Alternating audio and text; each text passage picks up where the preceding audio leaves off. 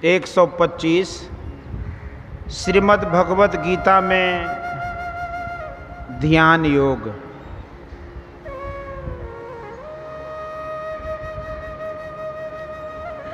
प्यारे लोगों, मोक्ष पाने के वास्ते अथवा परमात्मा दर्शन के वास्ते ज्ञान और योग दोनों की बड़ी आवश्यकता है। ज्ञान का अर्थ है जानना, योग का अर्थ है मिलना, ईश्वर संबंधी बातों का जानना, सत्य असत्य का निर्णय होना, आत्मा अनात्मा का विचार होना। जिस ज्ञान में होता है वह ज्ञान। मात्र व्यवहारिक ज्ञान सत्य असत्य ज्ञान के समक्ष अज्ञान में दाखिल है। श्रीमद् भगवत गीता में एक अध्याय क्षेत्रज्ञ वाला ज्ञान योग है। इसमें है कि क्षेत्रज्ञ के ज्ञान को ज्ञान कहते हैं और सबको अज्ञान कहते हैं। 5 स्थूल तत्व मिट्टी, जल, अग्नि, वायु और आकाश, 5 सूक्ष्म तत्व रूप, रस, गंध, स्पर्श और शब्द, 10 इंद्रियां, 5 ज्ञान इंद्रियां, आंख, कान, नाक, जिह्वा और त्वचा, 5 कर्मेंद्रियां, हाथ, पैर, गुदा, लिंग और मुंह, तथा मन, अहंकार, बुद्धि, प्रकृति, चैतन्य, संघात, कहे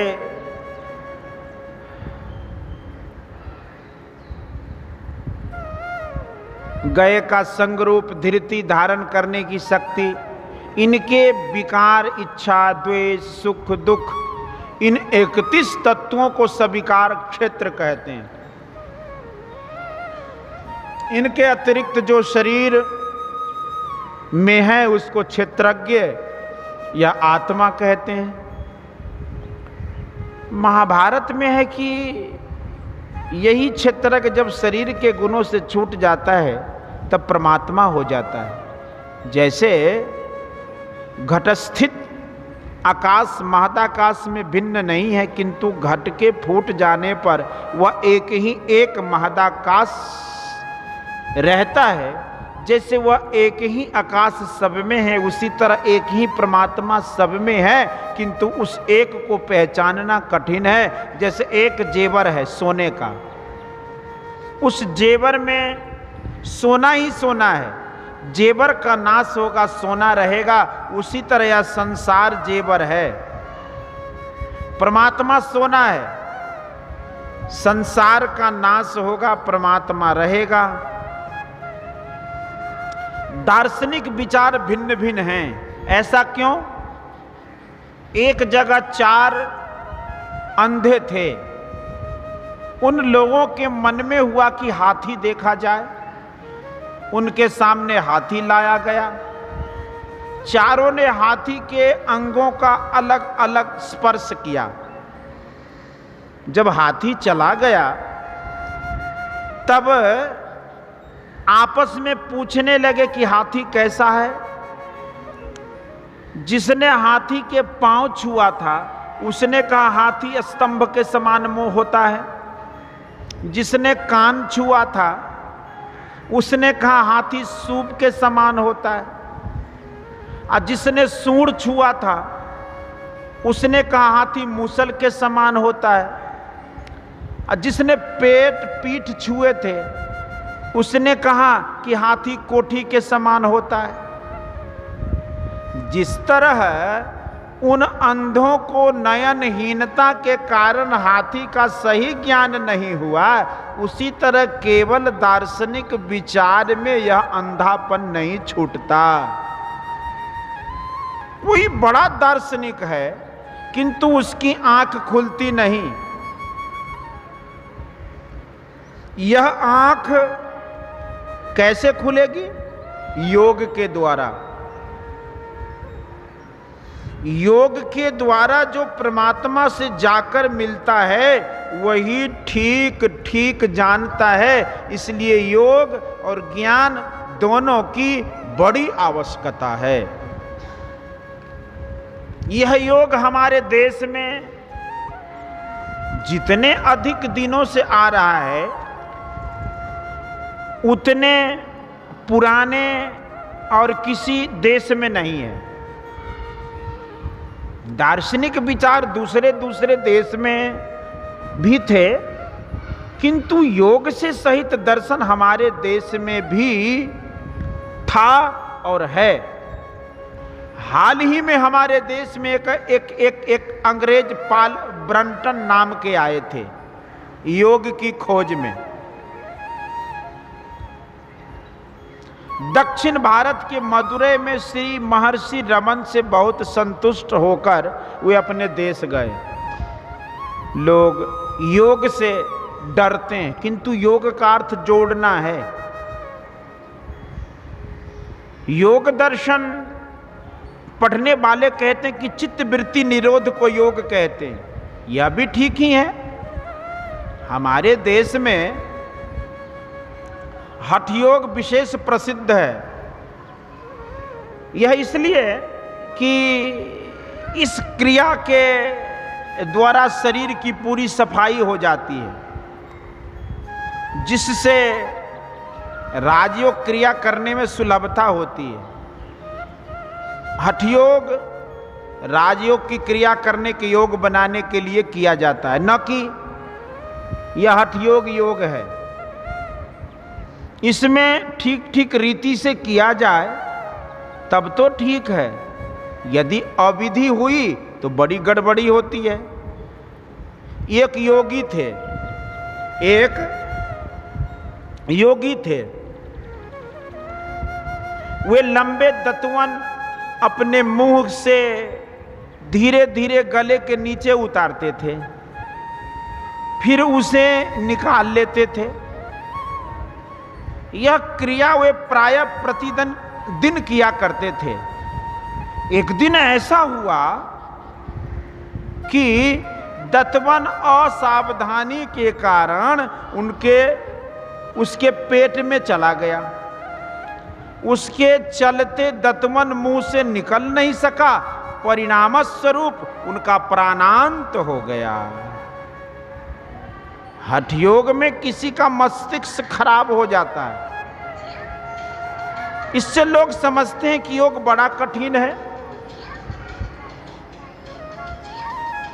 सांडिल्योपनिषद में लिखा है,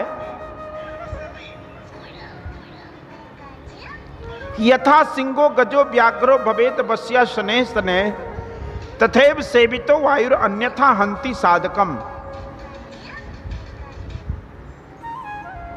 जैसे सिंह, हाथी, बाघ धीरे धीरे काबू में आते, इसी तरह प्राणायाम अर्थात वायु का अभ्यास कर बस में करना भी किया जाता है। प्राकारांतर होने से वह अभ्यासी को मार डालता है। इन घटनाओं से हमारे देश के लोग योग से बहुत डर गए हैं। अकेला हठ योग पूर्णता को प्राप्त नहीं करा सकता, उसके बाद राजयोग करने से ही पूर्णता प्राप्त होगी, और राजयोग बिना हठ योग के भी पूर्णता को प्राप्त करा देता है।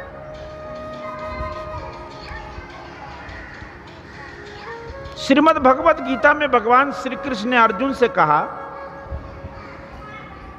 यह योग मैंने पहले पाल सूर्य को बताया। सूर्य ने अपने पुत्र मनु को, मनु ने अपने पुत्र इक्ष्वाकु को दिया था।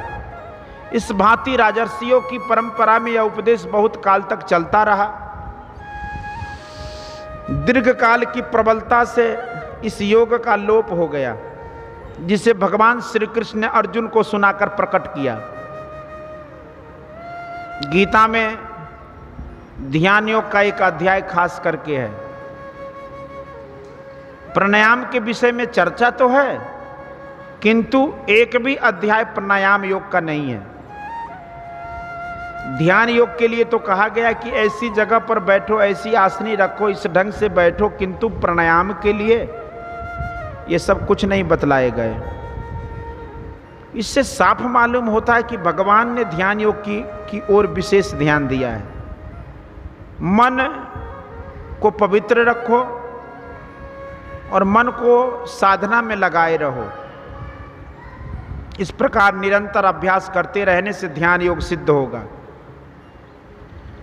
गुरु नानक देव जी ने कहा कि गुरु की मूर्ति मनमहि ध्यान, गुरु के शब्द मंत्र मनुमान, गुरु के चरण हृदय ले धारव, गुरु पार ब्रह्म सदा नमस्कारव, मत कोई भर में भूले संसार, गुरु बिन कोई न उतरसी पार, भूले कौ गुरु मार्ग पाइया, अबर त्यागी हरि भगति लाइया, जन्म मरण की त्रास मिटाई, गुरु पूरे की बेअंत बड़ाई, गुरु प्रसाद उरग कमल विकास, अहंकार मही अंधकार मही भया प्रकाश, जिन किया सो गुरु ते जानिया, गुरु कृपा ते मुगद मन मानिया, गुरु करता करने गुरु करने जोगु, गुरु परमेश्वरु है भी होगु, कहो नानक प्रभु इहु जनाई, अब बिन गुरु मुक्ति न पाइए भाई।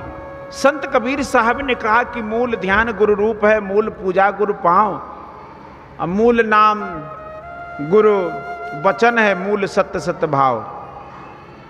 संतों ने साधना के आरंभ में कुछ व्यक्त उपासना का सहारा अवश्य लिया है। किसी ने राम का रूप, किसी ने कृष्ण का, किसी ने देवी आदि के स्थूल रूप का सहारा उपासना में लिया, किंतु इतना ही नहीं, इसके बाद उन्होंने सूक्ष्म ध्यान भी बताया है, जैसे अनोर नियाम का ध्यान अर्थात बिंदु ध्यान। तेजो बिंदु उपनिषद में आया है कि तेजो बिंदु परम ध्यानम विश्वात्म हृदय संस्थितम, अर्थात हृदय स्थित विश्वात तेजस स्वरूप बिंदु का ध्यान परम ध्यान है। ध्यान बिंदु उपनिषद में भी आया है कि बीजाक्षरम परम बिंदु नादं तस्यो परिस्थितम स शब्दं चाक्षरे छीने निशब्दम परमम पदम, अर्थात परम बिंदु ही बीजाक्षर है, उसके ऊपर नाद है, नाद जब अक्षर अनास ब्रह्म में लय हो जाता है तो निशब्द परम पद है। संयम के लिए भगवान श्री कृष्ण ने गीता के 6 अध्याय में कहा, युक्ताहार विहारस्य युक्त चेष्टस्य कर्मसु युक्त स्वप्नाबोधस्य योगो भवति दुःखहा, अर्थात दुखों का नाश करने वाला योग तो यथायोग आहार विहार करने वाले का, कर्मों का यथायोग चेष्टा करने वाले का, और यथायोग सोने तथा जागने वाले का ही सिद्ध होता है। इसलिए भोजन शयन जागरण और जागतिक कार्यों में भी संतुलन रखो, शरीर की सफाई रखो। केवल शरीर की सफाई ही नहीं, शरीर मैला रहे, शरीर मैला रहे और मन पवित्र रहे तो वही विशेष है। केवल शरीर पवित्र हो और मन मैला हो तो वह किस काम का। सूक्ष्म ध्यान के बाद अरूप ध्यान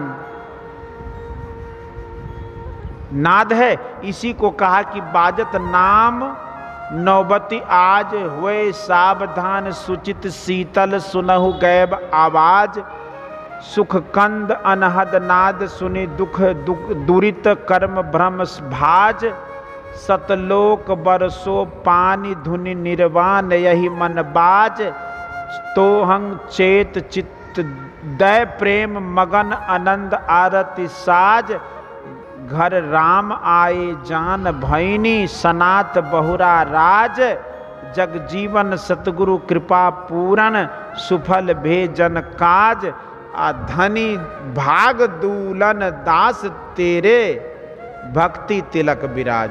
संत दूलन दास जी और कबीर साहब ने कहा कि 5 नौबत बाजती होत 36 राग, असो मंदिर खाली पड़ा बैठन लागे काग, किंतु जब तक बिंदु को कोई नहीं पकड़ सकता वह नाद ध्यान करने योग्य नहीं होता।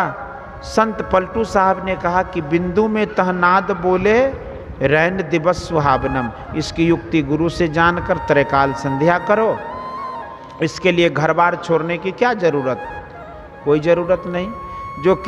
जो जिस अवस्था में है उसी में रहते हुए भजन करो, फिर सोते समय भी थोड़ा थोड़ा ध्यान करते हुए सो जाओ। तन काम में मन राम में लगाए रहो, तामसी राजसी भोजन नहीं करो, सात्विक भोजन करो। सात्विक भोजन भी हल्का करो, विशेष खाने से आलस विशेष आता है, उससे भजन नहीं बन सकता। कम खाने से ऐसा नहीं होगा कि शरीर में बल नहीं रहेगा। हल फाल जोतने वाले भी ध्यान कर सकते हैं। हमारे विशेष सत्संगी तो हल फाल जोतने वाले ही हैं। योग कोई हवा नहीं है, इससे डरने की जरूरत नहीं है। थोड़ा थोड़ा सब कोई अभ्यास कीजिए, कल्याण होगा। बोलिए श्री सद्गुरु महाराज की जय। यह प्रवचन भागलपुर जिलांतर्गत मोदी नगर के दुर्गा स्थान में दिनांक 18/9/1955 ईस्वी को प्रातः सत्संग में हुआ था। बोलिए श्री सद्गुरु महाराज की जय। आरती संग सत